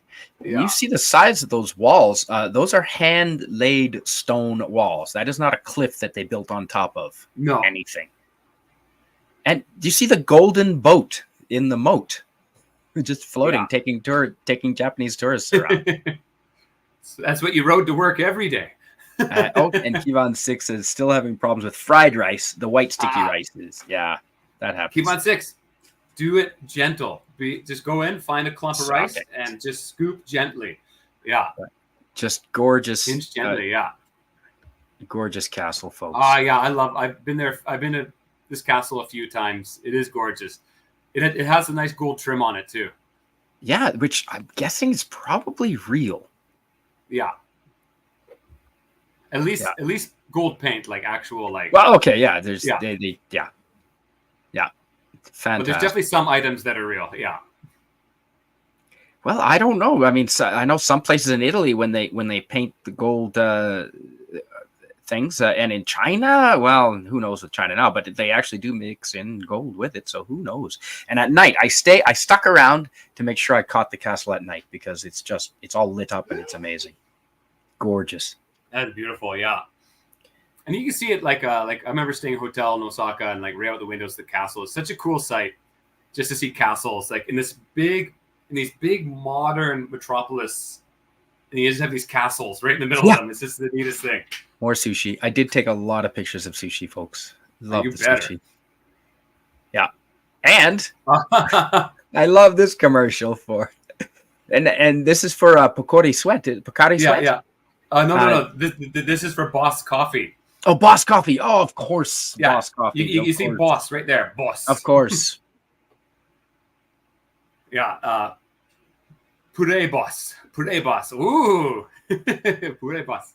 Yeah. Ha ba. Okay, yes. The thing with the two kanjis is ba su and the su on the end. Yeah. Tommy Lee Jones, and that is Watanabe Ken. Is it not? No, that's not Watanabe. That's not Watanabe Ken? No. Yeah, another Tommy famous Jones Japanese. is huge in Japan. Yeah. Okay. I forget. Yeah. So in these they use the same actors all the time for different things. It's a huge series of commercials. He's done them for like 20 years. And what it is he is an alien. There's actually a story behind it. He's an alien. Real life, he's believed to be an alien. Well, like in the story of the commercials. Okay. In the story of the commercials, he's an alien that's doing all these different jobs in Japan. So there's like one where he works at a conveni. There's one where he's like the boss of a company. There's like one where he's like a host at a nightclub. And so yeah. So it's pretty funny. And this is a typical Japanese pub or izakaya, as they call them there. And the red lanterns help identify it. And Shaku tonkotsu. They have 100 different types of tonkatsu. Pork tonkatsu. They beat the pork flat and then fry it. And they often have pictures. So don't be if you and see, this is DVB saying I would love to visit Japan one day, but I don't speak Japanese. There are enough pictures with the food. I say this to everybody. If you're coming to Japan, first make sure you're subscribed to me because then you can DM me.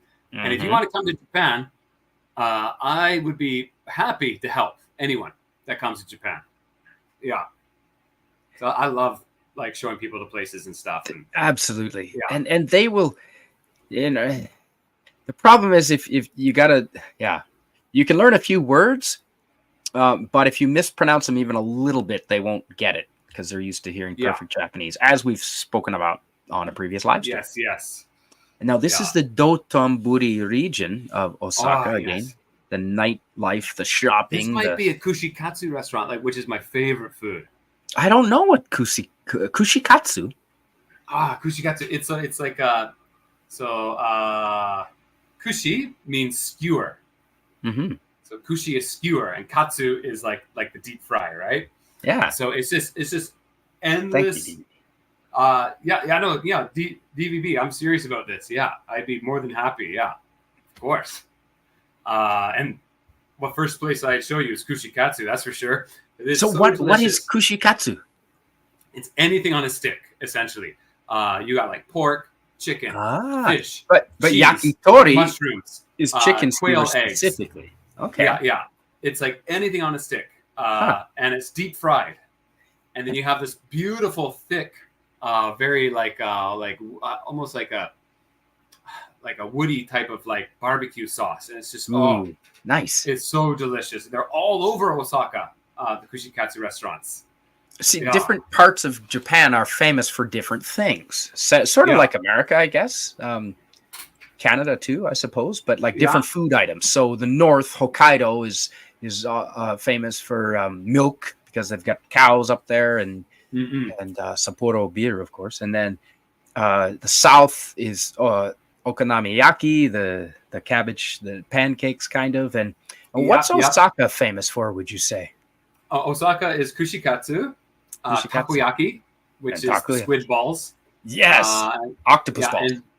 And then, octopus. I'm sorry, and then their own variation of okonomiyaki. So there's a few different variations, right? I personally like Hiroshima okonomiyaki more because that comes with yakisoba. So it's like yakisoba and okonomiyaki together. The noodles and the cabbage pancakes and again a sweet sauce. Japan has a lot of sweet sauces. A lot of great sauces. The okonomi sweet sauce is fantastic. Okonomiyaki. There you go. I literally haven't spoken Japanese in quite a while, so I'm just trying to remember it all. And don't worry, I won't bust your nuts to hold your kintama. Matt, I wish we had a transporter machine and I could just pop over and hang out with you for an evening and just practice again. Oh man, that'd be so great, eh? It'll come back quick. So again, like you were saying earlier, in Osaka and most of Japan, the nightlife is amazing. They light up the outside of their buildings, and they do these like 3D statues or figurines coming out of the restaurants and hotels, and it's just wonderful to watch. There's the famous one, of course, the giant crab, right? Osaka, that's in Dotonburi, the huge crab coming out of the restaurant. Yeah, I have a video of that crab moving. Nice. I was gonna show it today, but I thought, no one wants to see just a robot crab, so I didn't bring it up. But I do have that video on this laptop. I was looking at it earlier today, and now, of course, everyone's gonna want to see it because I didn't line it up. Again, just fantastic buildings. It's exciting just to wander around Osaka. And this is the Dotonburi. There's a big fugu up there. Yes, the fugu, the deadly blowfish. Yes. Delicious, but deadly. I did not try it. The risk was not worth it. I was treated once to a 7-course. Yeah, this is actually the Kushikatsu district right here under the Hitachi Tower. Yes. Where all the Kushikatsu restaurants are. Famous tower. Yeah. I once had I think it was a 7-course fugu meal, and it was. You tried fugu? Are you crazy? It's absolutely delicious. You could die. You could die driving a car. Doesn't stop me. Yes, but but is there an antidote to the fugu poison? Oh yeah, there is. If you okay. Oh, well then fine. Shit, I didn't know there was. I guess I'll try it now. Next time I'm back. There was a sumo wrestler that died from it. Ooh. Because he got really drunk and he wanted to show everyone what a big man he was. So it's the liver that has the poison, right? That's right. The liver. So he didn't. He ate like 6 or 7 of the livers. And died. No. Oh man. Well, I mean, yeah, you dumbass. Wait, Asahi Fall beer. Asahi Fall beer? Does that say fall? I think is that the Asahi Fall beer? Yeah, because they got seasonal variants. They got the fall one, and the cans come out with like really nice like fall patterns. It's a little different draft. And then they got something new. I don't know if I've ever noticed that. Oh yeah. They do the seasonal. They got a spring one too with the sakura and the cherry blossoms. Okay. Well, Well, okay. If we're, let me see. I can. No, I'll try and find that picture of the crab again. The video of the let's see. We got crab the giant moving. crab. It is kind of cool. I figured it was famous, and again, I love Japan. Just even the roads. They're in really good condition. They're really expensive, and the elaborate kanji on them is incredible. If you live in Japan and if you move back to Canada or America, you pick up really strange pet peeves, and one of mine is lane markings. Because the lane markings in Japan are so cool. They're like all over the place. They're like this, very thorough. It looks like you're on a racetrack almost all the time. Yeah, and it's really neat. And they're always painted. They're always done. And then when I come back to Canada and travel through Canada and America, I'm like, you lazy efforts. Yep. These roads are so poorly marked, and They are. and then even stuff like I hate seeing now where it's like they just painted it, but you can see someone drove over the lines, and it's I'm like, Yep, look at that. You would never see that in Japan. No, but around here, definitely. Yeah. Yes, Homer Simpson did eat the poisonous blowfish. I do remember that. Yeah. That's funny. I absolutely remember that. That was one. And, That was like, was that the first or second season of The Simpsons? That was a real early one. Second, maybe? I don't remember. Second season, yeah. Because I know the cartooning was a little more advanced than maybe the first season. So I just took this picture because everything in Japan has to be cute. Yeah. Now this is a construction. Yeah. This is a construction. It almost looks. Is that like a cement flattener, like a leveler thing you drive over? Like that. It's a giant ladybug. It's an industrial machine, and they paint it like, or they make it up like a ladybug, and you see that kind of thing all over Japan with everything. Everything has to be cute and brightly colored. Everything's cute, like whenever we do highway construction in North America, it's just the pylons, the cones, and in Japan, it'll be like all these cute bunny rabbits and stuff holding up railings. Yeah, and stuff. They're right. It's the funniest thing. And what side of the road do they drive on in Japan? The other side. Oh, the other side, yeah. So for me, whenever I visit, I always have to switch my mind back and forth when driving. Yes. Yeah, absolutely. And now what... now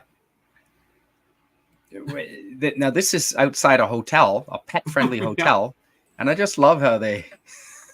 It's got to be cute. It's got to be cute. It has to be cute. Exactly. Yeah. It's no good if it's not cute. It's just interesting how... I thought that was... They need this because people are visiting Japan from all over Asia and they don't know how to use... Yeah, they don't. There literally are people from some parts of like Asia, particularly like Southeast Asia, and also when I was in Africa too. There's still people that have never used a sitting toilet before, so they don't quite. No, they have no idea. It's kind of weird. It's one of those things where it's like maybe you're so culturally programmed, it feels natural to you, and maybe if you're not, it doesn't. But for me, it's so that you just look at a toilet. It's like a seat with water in the middle. You think it would be intuitive that that's where your feces and urine goes. You would think so. Yeah, you would think so, man. I don't know. Yeah. Oh man, yeah. That. Please do not step on top of the toilet seat. Yes. Moving on. Here we go. So let's see. Go back. I could read the kanji a little bit back there. Oh, okay, yeah. This is hard because this is one of the things where I know the meaning, but I don't know the pronunciation because it changes. Right. Yes. So it's saying essentially for the toilet. This is how you use. So ni kete go shio kudasai. So okay, I know this is sai. I can read sai. Yeah. Kudasai. So please use. So it's pretty much saying like please use like this way. Yeah. Now for those of you who are interested in the other Asian languages, not everything in this sign is Japanese. No, you can see Chinese below the English there. This is Chinese. English, obviously, folks. This is Chinese because you don't see this symbol. This is the hiragana we were talking about earlier, right? That's not in Chinese. This is hiragana here. They're not pictogram. They're not the complex kanji. You can tell the difference. Yeah. These three look different than these. This is kanji. These are hiragana. And you can see some of the same ones below. You can see one of the same ones. Chinese doesn't have, to my knowledge, I don't know Chinese, but I know that they use all the kanji type pictographs. So there's no hiragana. Only if kanji. you see hiragana or katakana, you know it's Japanese.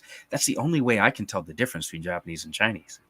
So like for the Chinese one, I wouldn't even dare try to pronounce it, but the last three kanjis are up, use, and kind of like use and way.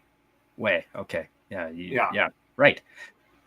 Yes, I do. But But and Japanese can Kibon understand. They that's can right. read a little bit when they go to China because some of the kanji are similar. Well, it's kind of like if you speak English and you pick up like something in Mexican or French, or like something in Spanish or French, and it's like, you can kind of humble your way through some of it, right? And just like, I recognize some of these, and the ones below, and I can always tell because of the round circles, the circles everywhere. That's Korean, and that's also a phonetical language. Okay, I have a friend who went to Japan after we finished teaching English in Japan. He went to Korea to teach, and he learned the language. And he said, "Yeah, I learned it again." And he said it wasn't any more difficult than Japanese to learn. It was easier than French by far. Yeah, actually, Korean, out of like the major Asian languages like Japanese, all the Chinese languages, Korean's actually the easiest for like a straight beginner. Yeah, I heard. And Japanese is pretty easy too, I thought. Although not to read. It's friggin' impossible to read for me. Yeah. But like we were saying, don't worry, folks, because at the subway stations, at the trainway stations, I don't even speak English at the moment. The train stations, the subway stations, they often, the tourist spots, they often have English written beside the Japanese. And actually, I'm starting from the right. Yes. I'm actually going to read out. So we got Nakamozu. That's kind of funny. That's in hiragana. That's interesting. But then we got why wouldn't that be? Why is that in hiragana and why is that not in kanji? Doesn't the city or the stop have a name with a kanji? That's weird. Yeah, that's kind of interesting. Yeah, Namba. I'm trying to think what Namba's.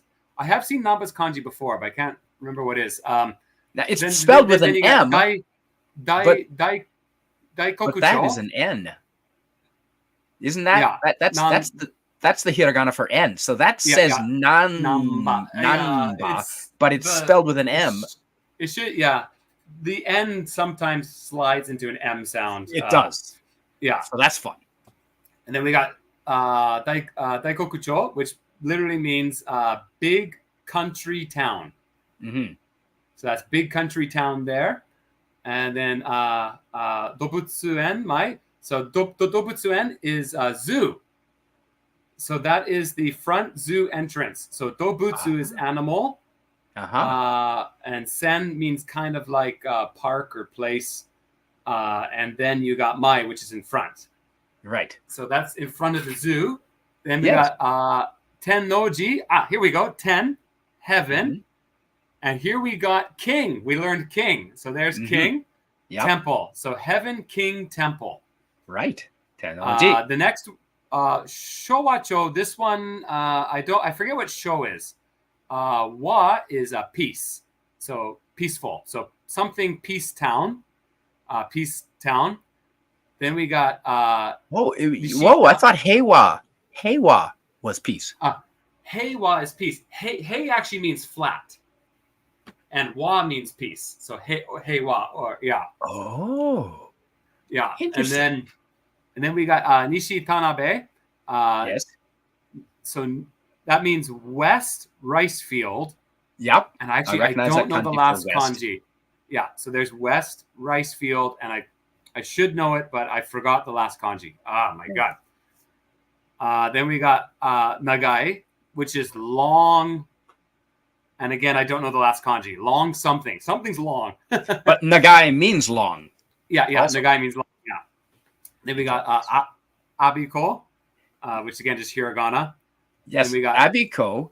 Now I lived in Abiko on the other side of Japan, northeast of Tokyo. There is an Abiko on the Joban train line, a completely different Abiko, and that one has it's actually written in kanji, and it's daughters. The kanji, something about daughters.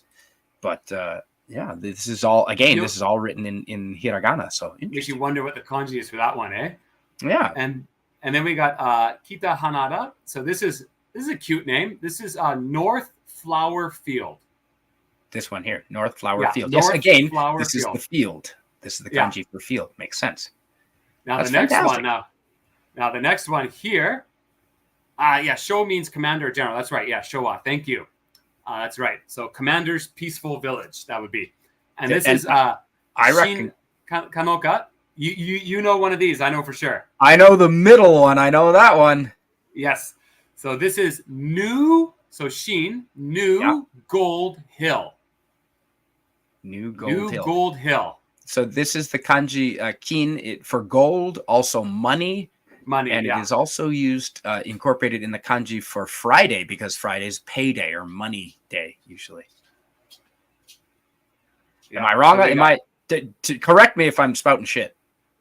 No. That's true. Yeah. Okay, good.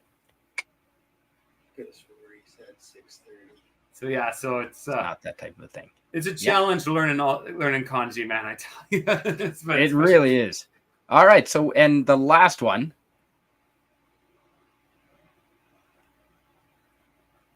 I don't. Nakamori. Nakamasu. Yeah, Nakamori. So Naka is. I'm 99% sure Naka would be the kanji for middle. Oh, okay. I've learned it. It also means inside. Yeah, inside. Yeah. It'll be middle. Yeah. Awesome. But I'm not sure what Mozu would be. That's a hard one. Yeah. Okay, so I've only got a few more photos. I've got maybe, and I've got to wrap it up here before too long. Are you good to the top of like the 2-hour mark here? About 14 minutes. Sure. Now? Yeah, I'm good. Yeah. Okay, awesome. Yeah, so I think we've got 14 more minutes. So this is Osaka, from one of the big fields. This almost looks like a park of some kind, like a sports field. And that's just a baseball diamond there. Great view of Osaka, and I always love this building in Osaka. It's this one right here. That one there, yeah. It's connected at the top. It's a giant N, shaped like an N. It's fantastic. Loved it. Oh, Comic Relief Crusader, nice to see you. Oh, hello, Mike. Hey, great to have you here, Mike. With us. You missed all the kanji reading. We're gonna have a test later. Yes. Please don't forget to fill out your test, and you can win a prize. Actually, hey, Canadian Spider-Man, can you bring up the kanji again that I had for Motsu? Because Mr. Angel, I'm having flashbacks to the nightmares of practicing writing kanji Motsu. By the way, which means hold or to.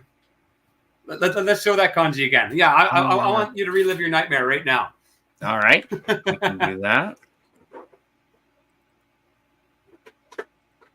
And let's quiz him, Mr. Angel.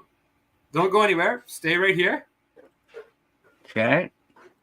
Now let me see if I can share that one. Bring up the right one here. Yeah, that's the two of them, and it's like the two most complicated that we showed. Let's see if he remembers. Not that one. Not that one. There we go. Okay, let's not say. So, Mr. Angel, which one of these two kanjis is motsu, mochimasu, to hold? I'll give you a second. Dun dun dun dun dun dun. That's awesome. Dun dun dun dun dun dun dun dun dun dun dun dun dun dun dun dun dun dun. Brum brum brum brum brum brum brum boom boom. All right, so we have Comic Relief Crusader believes it is the left, and by that I'm guessing he means the left on the screen. You are. Oh, wait. It's the middle. Yeah, it's the middle one. It is the middle one. Yeah. He means this one, but that's the left and that's the right. Okay. Yeah. I'll give you 5 more seconds. 5, 4, 3, 2, 1, 0. All right. Well, we did get the Comic Relief Crusader. He says it's the left, and I'm sorry, Comic Relief Crusader. That is actually the kanji for special. Tokubetsuna. It is actually on the right. This is special. This is special. And this one over here is to hold. Mochimasu, to hold. Right. Yeah. Yeah. It's just one teeny tiny little stroke difference. Yeah. It's so frustrating. Now let's Oh, and see. DVB brought up a good thing. He says, "Why does the Japanese language look so cool? It's just not fair." It really does. And it really does. But this is what's hilarious. In Japan, there's English signs everywhere. And I asked them, I'm like, why do you use English signs everywhere? And they said the exact same thing. Because it To looks so them, cool. they think the Roman alphabet looks so cool. That's literally what they said. But a lot of the English signs I see in Japan, they really need They need grammar control. editing. They need our help. Yes. They need our help. It's not helping the nightmares. I'm sorry. Not mean to torture you. I was saying averages. Yeah. And so I do have something else. I love the. We were talking about beverage containers in Japan, and I think this is and I might have shown you this before, but this is my favorite beverage container in Japan. There we go. Love that's how you market a product. That is how you market a product. Yeah, sex very much sells in Japan. You're right. Oh yeah, and actually there's a lot of products. Like I was just shopping at the Don Quixote, which is like a great store. It's kind of like a novelty shop, but also a supermarket. All sorts of crazy stuff. Good for getting foreign beers and stuff. Ooh. And yeah, and like on the products and stuff, they just have literally porno actresses marketing it. Like yeah, it's great. With clothed, but yes. Clothed. Yes. Revealing clothed. Yeah. Okay. Oh, see, these are my photos. I really did take them, folks. Yeah, and what are they celebrating? 60 what now? It's the 60th anniversary. It is the 60th anniversary. So like, because it says Shunen at the bottom. 60th anniversary of 10. Oh, I think it's the 60th anniversary of the tower. Okay, very cool. Yeah, there we go. And kind of like that district, because the district's kind of shaped around that tower. Yeah. What an incredible site. Osaka is just so interesting. A giant gold fat man. Yeah. Futoso. And a giant gold baby, because why not? Yep, why not? Good luck, right? Why not? There's a Kushikatsu sign. Go back. Ooh. Kushikatsu sign right there. It's on the right side, second to the right. You'll see Katsu and the Kushi on top. This one. Yeah. Now there's an easy kanji to learn because that means skewer. Of course it does. And the kasu. I can see the ka in the su. Okay. So I've got a couple of let's shut that down. Stop screen. Before we end here, I've got a couple of cool videos to show. And they're on my YouTube channel. So you can okay. FKHC, that's right. Yeah. And actually they have this giant sun god statue. Did you see it? Canadian Spider-Man? The big sun god statue. It's a little off outside of downtown. No. But when you see it, it's frightening. Now, let's see if I can bring this up. Yeah, here we go. Here we go right here. Let's share. Mr. Angel, gambate. You can do it. Gambate. Yes. Gambaru means yes, I can. I will do. So you say gambate and I answer gambaru. That's right. Yes. Okay. So here we go, folks. Now let's see. Okay, good. You can see what I can see. That's awesome. So this is from Osaka Osaka Castle. This is from Osaka Castle, from the very top of the castle, looking over the park and surrounding areas of Osaka. So, and you should be able to have the volume here. So let's go. Yeah, it should.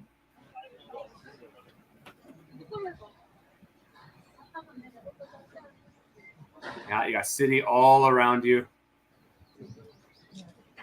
City all around you, and you're in this one ancient castle. It's just the most interesting feeling.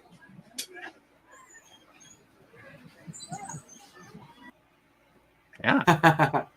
Regretting divorce. Oh no, why did it? No, we don't want that. We want divorce. Okay, so I've got a no. You know, my secret for avoiding divorce is never getting married. That's my secret. I'll tell you though, you're missing out on the children part. It works for me. Well, yes, and thank goodness my two brothers both have 3 kids each, and I spend time with not as much as I'd like to, but yeah, I love them all, so it is fun. Thank goodness they have kids. You get to be. At least you get. I'm a great uncle. I was not. Maybe I'm not a great dad, but I was born to be an uncle. I'll tell you that. So, and I've got one more, and I'll show you this. Okay, so this is. We did see a picture taken from the park where we could see all of Osaka, and so this is a video taken from that same spot. And can you see it? Yes, you can. Okay, great. So let's make it big, and I've included. Oh, hang on. Did I include the audio? Let's make sure I include. Let's make sure I include the audio on that one. Include audio, yes. Okay, great. And then we'll end with this video. Here.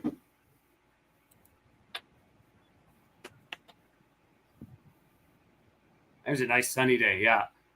Gorgeous This would weather. be like kind of like along one of the river paths. That's usually where they put a lot of like sports fields and parks and. Old Godzilla was jumping around Osaka City like a big playground. I haven't heard that. Yeah, no, there you go, folks. Yeah, so wonderful. Thanks so. Well, actually, I got one thing, if you don't mind. I sent you one of my videos, if you don't mind showing it. Oh, absolutely. Private chat. Now, I just made this, so this is on my channel. So for those people that are curious what I do, it's a 2-minute video, and I did a kind of a spoof of 28 Days Later, Japanese version. Okay, fantastic. All right, let's go take a look at that. Oh, okay. Okay, what time are you streaming tonight? No, tomorrow. Okay, good. Not tonight. Okay, good. Well, we're just about to wrap up here, so let's finish with this video. Snorta poopus. Wait on a second there. Okay, now you had it. You had it stopped at a certain spot. Is that where you want it? No. Just go from the start. From the start, okay. And it looks like it's just about 2 minutes long. And this is yours? Yes. Okay, this is on your channel. On my channel, I liked it right there. So you got 7 likes on there. Thank you. Yeah, of course. And let's share it. This looks like a good one. Interesting. Okay, folks, we'll end on this video.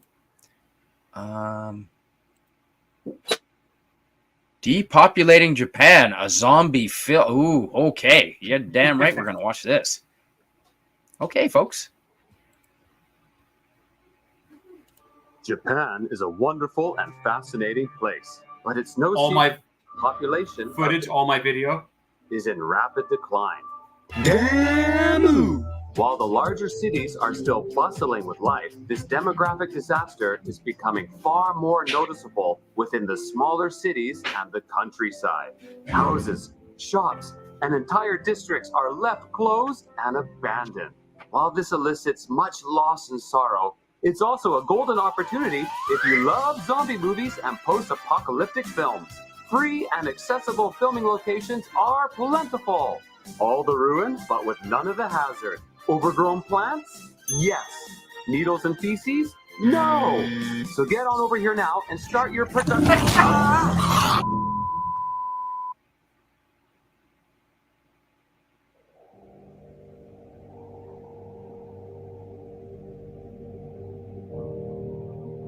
That's a hospital gown.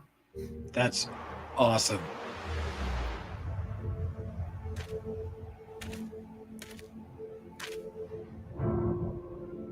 Konnichiwa.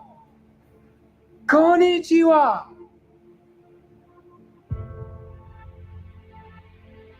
Sugoi.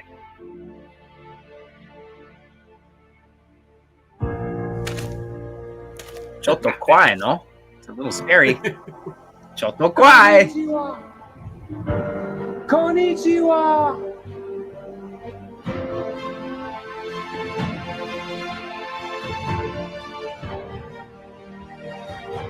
Zenbu? Nai?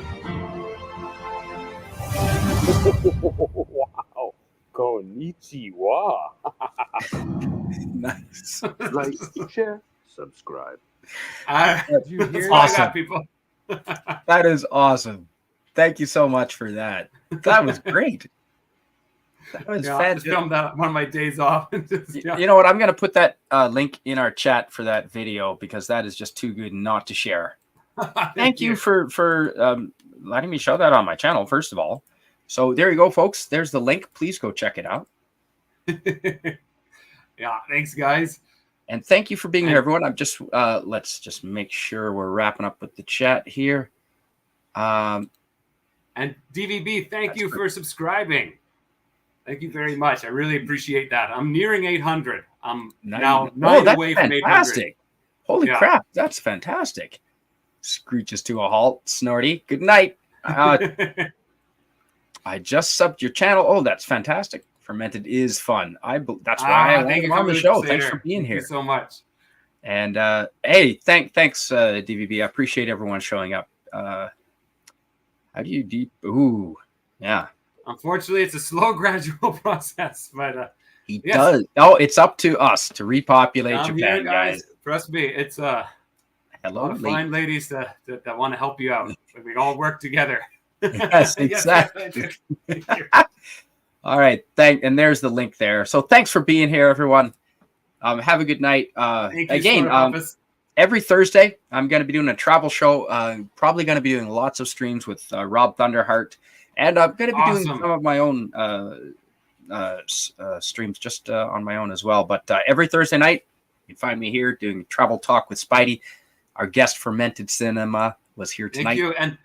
And Spidey, you got to come on my channel sometime. I still need you to guest on one of my. I'd love to. Yeah. Absolutely.